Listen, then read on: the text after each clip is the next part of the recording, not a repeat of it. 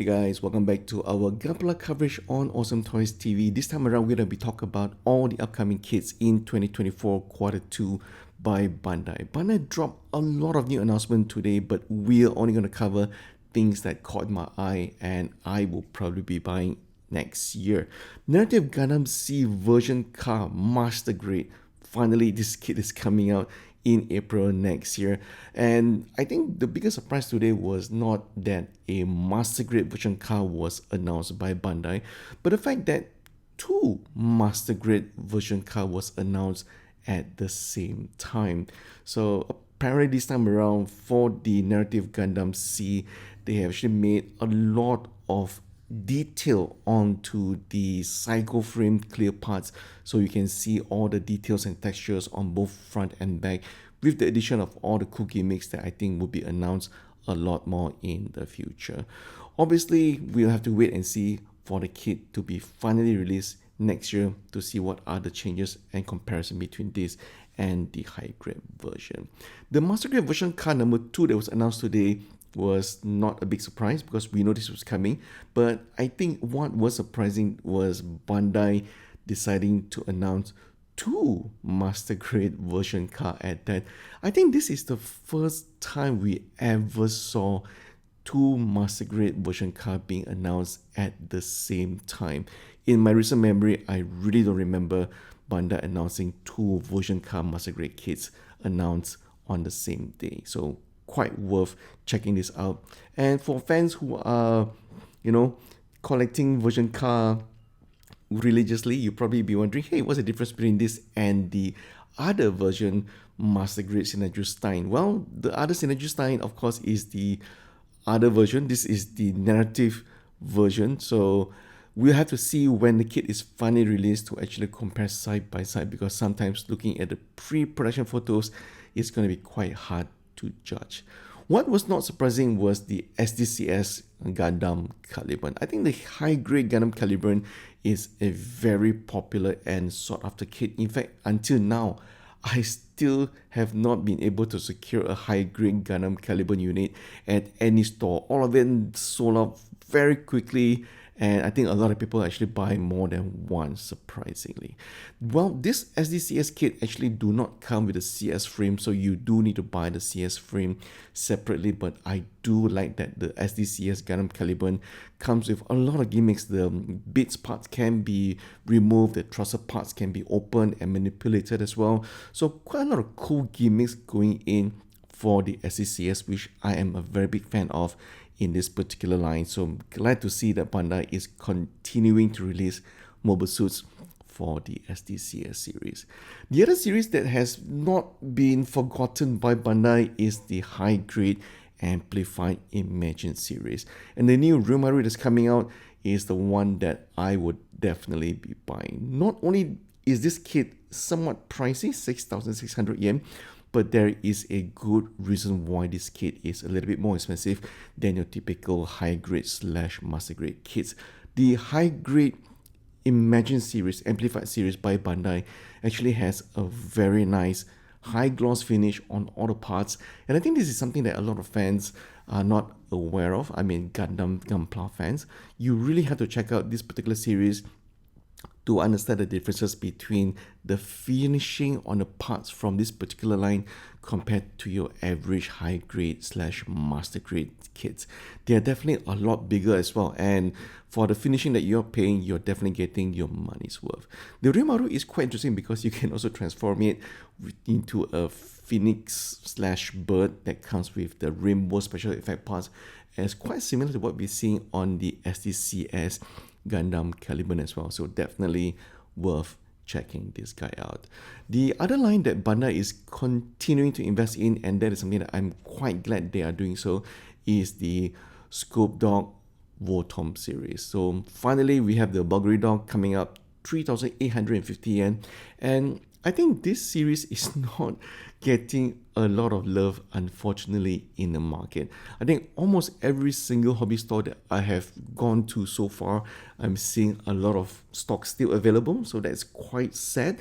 But this is definitely one series that you should want to consider picking up, because one gimmick that Bandai put into this particular series that no one is aware of are the packs. So the packs are actually compatible. The holes are compatible with the 30 series. So any additional weapons, armor parts can actually be compatible with this particular series, especially the Bulgari Dog that's coming out next year as well. So for those of you who've been putting off on trying out this series, I would definitely recommend checking out this series. There's a lot of kits that's coming out, and it's also a lot cheaper as well compared to the older Armor Bottom Troops series, which is a lot bigger. I think all the gimmicks that we've come to expect from this series in this particular size is something I truly love, and I'll be checking these guys out once it's released next year.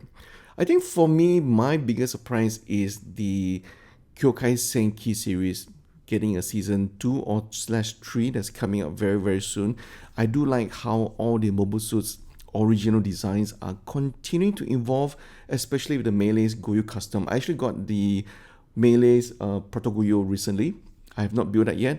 That particular kit actually has an issue with the backpack because the backpack connected to the Melee system is not very good. So I hope they fix that in this particular release. But I'm definitely going to be collecting and completing the the Kyokai Senki series. Definitely one difference between this and the last season release, you will notice that the mobile suit slash melee systems kits, they are definitely a lot more bulkier. There's a lot more detail going into it, and also in terms of weaponry, there are a lot more weapons going into that as well. The new 1/72 Aaron Rhino, I'm not sure whether it's going to be Brady Rhino that's coming out, also looks a lot more detailed. And this time around as well, there are a lot more optional plug and play modular system that you can actually manipulate going into this new series. So quite interesting to see whether that is going to be, whether this particular Aaron Rhino slash Brady Rhino is going to be compatible with the stock carrier, which I just bought at the recent Gunpla warehouse sales in Malaysia for a fairly cheap price. I should have gotten two. Now I'm feeling a little bit of regret why I didn't buy more than one. So very interesting that in terms of weaponry, there are a lot of things that comes together for this particular kit. Not sure if any of you are also as interested as me in the Kyokai Senki series, because obviously I remember when the Kyokai Senki series was first announced, I was not really keen because based on the design, they look kind of boring, bit too mechanical. But given all the new releases and having watched the anime, I am really quite sold by this particular series right now. I'm still glad that Bandai is focusing on releasing weapon sets for the Kyokai Senki series, and the Kyokai weapon set number 8 is probably the most expensive and also the most unique, because this time around, not only does it come with additional weapons, but it also includes the Amaim transport vehicle, which looks a lot more rugged with a lot of connection points for you to attach weapons onto the side, top, back of the vehicle. So this is definitely the weapon set that I'll be getting, because it is definitely quite interesting that comes with the missile launcher that I want to equip for my other kids. The Bunit Boomerang, I'm not sure how many of you remember this, but the Bunit Boomerang was not exactly very strong fighters in the field in the original season 1, but now they have actually evolved into something a lot more powerful. It comes with a flamethrower and also a Gatling gun, and also the same 3mm diameter connection that you can put weapons across anywhere you like. The new Bunyip Stinger. Quite interesting that the Bunyip Stinger used to be all green, but now the new release, more rugged and more, tactical looking Bunyip Stinger is in all off-white, and that can also transform into a vehicle. So very interesting design for the Bunyip Stinger. I'm looking forward into the new anime when it actually comes out. There's one series that I believe Bandai has been focusing quite a lot since they have moved away from releasing Master Grade for the Gunpla section, is the Figurized Standard. I think for the last 2 to 3 years, Bandai has released quite a lot of Figurized Standard, Love Life, Kamen Rider, and also Ultraman. And this time around, we're actually getting the figure standard Ultraman Belial. Looks quite interesting, great part separation, and also a lot of effect parts. The one thing that I was kind of hoping was that Bandai would give us a different silver finishing for the Ultraman in the Figure Standard series. But I think trying to keep costs low and trying to include the special effect parts of the special beam for every single Ultraman, this time around, I think we will not be getting that particular high gloss silver finish as what we've seen from the other Kamen Rider series and also the Ultraman manga slash anime, where the silver finishing is definitely a lot better. But still, the figure standard Ultraman Belial comes with the same gimmick as what we've seen from the Ultraman Z, so you can definitely do a lot of articulation on that. One of my favorite Kamen Rider is finally coming out on the Figura Standard series, and this is Kamen Rider Kiva. It's 4,400 yen, a little bit more pricey compared to the Ultraman Belial that we've seen before. And Ultraman G, not Belial, is what we've seen before. Obviously, because of the amount of clear parts and separation, but as you can see from the pictures itself, Ultraman Kamen Rider Kiva Figura Standard, the finishing on the silver is definitely the high gloss silver finish as what we've come to know from the Ultraman Kiva series. So it does look to have a very good articulation system, quite similar to what we've seen before, and you can actually do the one-legged Kamen Rider kick as what we have seen from the series, and a very cool crouching pose that you don't really see that often, that a lot of Plamo kids can actually manipulate and do. But in terms of part separation for the Figure Standard series Kamen Rider, I think we expect nothing less from this particular series. Obviously, the question that fans would be asking for would be the ultimate final form. Is that going to be a premium Bandai? I think that is a pretty much foregone conclusion. We all know how Bandai releases the final form, usually as a premium Bandai.